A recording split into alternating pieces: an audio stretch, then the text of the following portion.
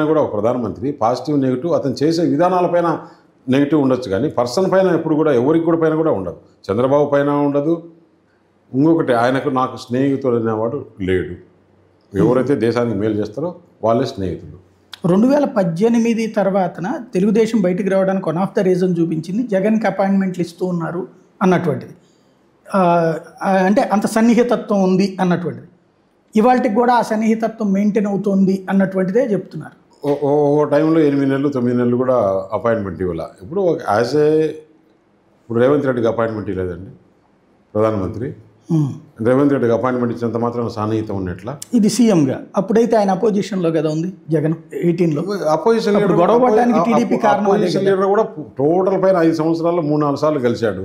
Opposition leader కూడా is one of the సిస్టంలో ఉండేవాడే కదా, లీడర్ ఆఫ్ ది అపోజిషన్. లేకపోతే ఇది అవును, దానివల్ల ఆ రీజన్ తెలుగుదేశం ఒప్పుకోలేదు కదా. అది తెలుగుదేశం చేసిన ఆరోపణ అదే కదా. ముఖ్యమంత్రి ప్రధానమంత్రికి ఒకరు ఒప్పుకొని వాళ్ళ ఇష్టం ఉంటేనే అపాయింట్మెంట్ ఇస్తారు, వాళ్ళ ఇష్టం లేకపోతే అపాయింట్మెంట్ ఇస్తారు.